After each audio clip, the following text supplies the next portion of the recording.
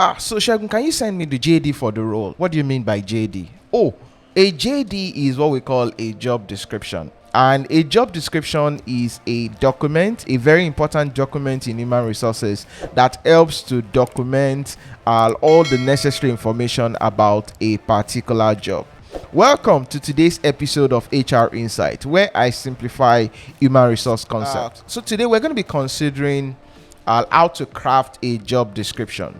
The outcome of a job analysis exercise is your job description. So it's very critical for us to go through what are the pointers in the process of now documenting the outcome of the job analysis in a job description. So what are job descriptions? Job descriptions can be defined as a summary of the most important features of a job. Now, when you summarize the important features of that job, remember, the job description is a very critical document in human resources. It helps with recruitment. It helps with performance management. It cuts across every related things, all the various phases in human resources. Job description can be defined as a summary of the most important features of a job, the general nature of the work to be performed in the job, talking about the duties and responsibility. Also, the job description covers the level of the work to be performed, talking about what's the level of effort that is required in the role, what is the working condition in this role. And another important part of the job description covers who can do the job. Now, after defining the general nature of the job, talking about the duties and responsibility of the job, now going to the point of looking at the level of the work to be performed in terms of effort and working condition, it is important to ask the question or to define it within the job description, who can do the job. We call it person specification, or what we call your job specification. Now, this goes into the nitty-gritty of telling you the knowledge, skills, and the ability or attitude required to do the role. Now, another important question to ask is there any particular format for job description? Interestingly, there is no universal format for job description, which means that job description can take any form depending on the organization. So organization A can decide to say, this is the format we want to adopt for our own JD or our own job description, while another organization can say, this is the format we want to adopt. On the other hand, most job description contains similar information. Now, we're going to be considering some of those information that is expected to be on your job description. So common information found on your job description, we start with your job title. Every job description must have a job title.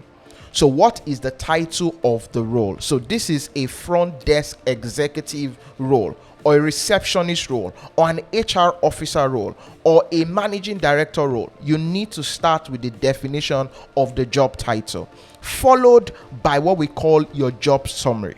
Why does this job exist? The job summary most of the time will be one paragraph.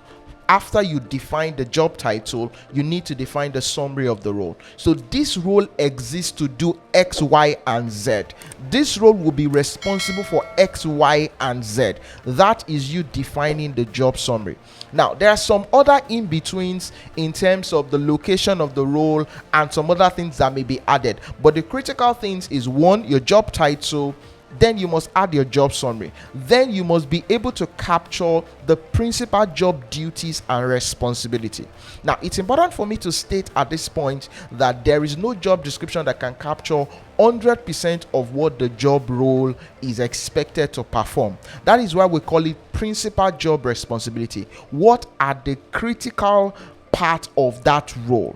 So the principal responsibilities must be captured. What are the most important part of that role that is responsible for most of the result in the role? So that's why we call it principal job responsibility. And in defining the principal job responsibility, sometimes it's going to be grouped together. So if I pick an HR officer's job description, for example, I can mention HR operation as a sub-heading, then the various tasks. I can have HR administration. I can have employee records.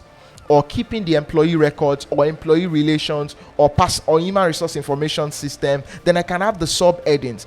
We call them principal job responsibilities, such that any individual that is expected to be recruited into that role knows the most important thing to focus attention on. Another very critical common information that is found on the job description is your person specification. Your person specification goes to the point of breaking down the knowledge required to do the role. So what's the minimum educational qualification for this role? It's defined in your person specification, or what we call your job specification.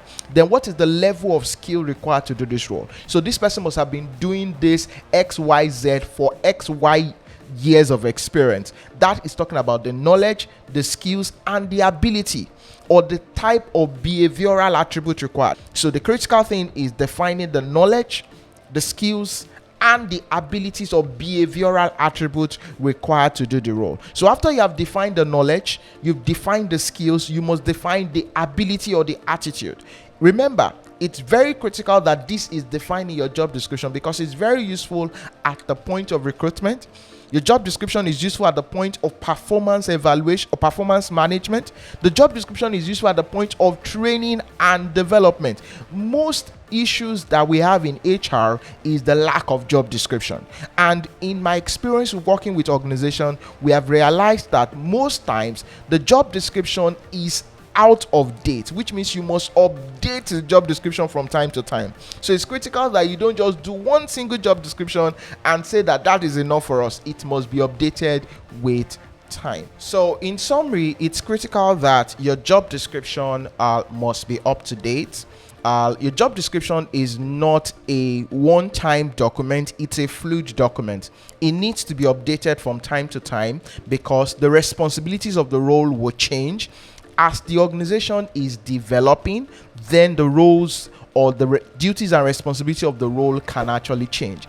And the concept of job description is a going concern. So kindly remember to drop your question in the chat room if you have any, and I'll be willing to engage you further. Thank you for watching today's episode. See you in the next episode.